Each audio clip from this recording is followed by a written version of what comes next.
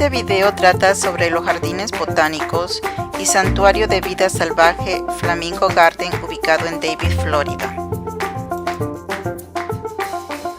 Este es un parque de 60 acres cuya entrada cuesta $20 y podemos encontrar una gran colección de plantas locales y foráneas. También es un santuario para animales salvajes como lagartos, flamencos, bobcats y una gran cantidad de aves de las regiones pantanosas de Florida, incluyendo flamencos, rosados, naranjas y blancos.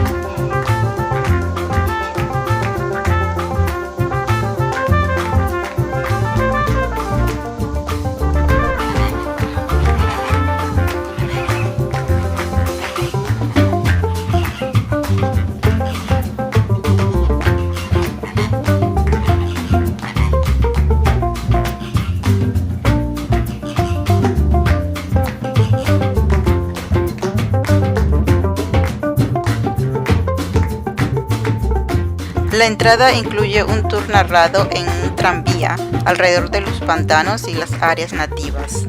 Veamos un poco de cada parte de este trayecto. Florida Panther. Her name's Anne Marie. She's been with us, a year ago this past May. We've got our food truck and our cafe where you can get hot and cold food and beverages.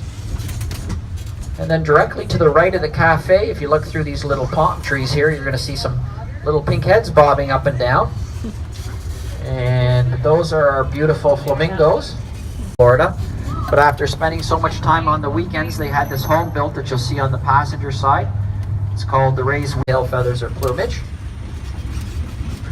And the females are a little bit smaller on record, and that put an end to the real estate business. So the following year in 27, the Rays acquired the first 40 acres of what would ultimately become 2,000 acres here at the gardens.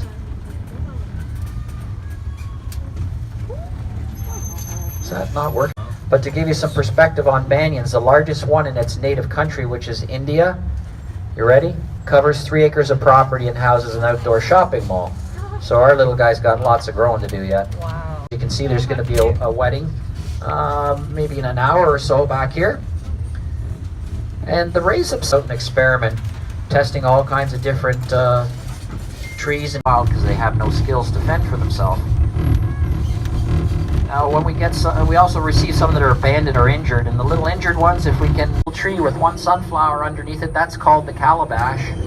Now, you'll see some remnants of what looks like fruit at the bottom there. That's actually gourds. You can't eat gourds, but more. And then in front of that is citrus trees. Now, citrus was the foundation for starting flamingo groves. I'm going to give you a little bit more information on that a little further along. But right now I wanted to point out this mini banana plantation. So that guy is probably a fifth of the size of the other one in length. The other guy's got a pretty good sized belly on him too. Now if you see light green iguanas, that's the female, and the males are the who has the hurricane bird. They say that they're the last bird to leave when a hurricane is coming and the first to come back after a hurricane has passed. Now you'll see all well anyways, this little area right in here, if you look down, there's a culvert in the water. If you look to the right of that culvert, you see the bird that's got some gray. It's sitting on a it's right on the shoreline there. It's now, I had also mentioned that the Rays amassed 2,000 acres here at the gardens. 327 of those acres was citrus. Now, you'll notice there's a lot of bare spots in there, and that's because when the flooding came, it hit this section as well, drowned a bunch of plants, and so we've just over the last couple of months started to replant again. Now this is a spot that the butterflies like to come out to, but I'm not really seeing too many of them around, and that's probably because, well, actually, tangerine.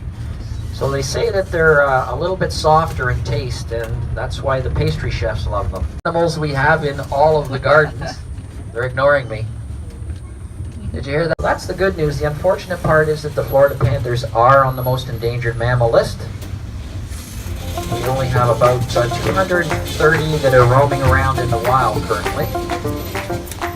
Now that number has been increasing over the last couple. If you just follow this up and around to the right, you'll actually come to it. Now if you want to go to see the animals, you can see our two alligators, Elvis and Priscilla.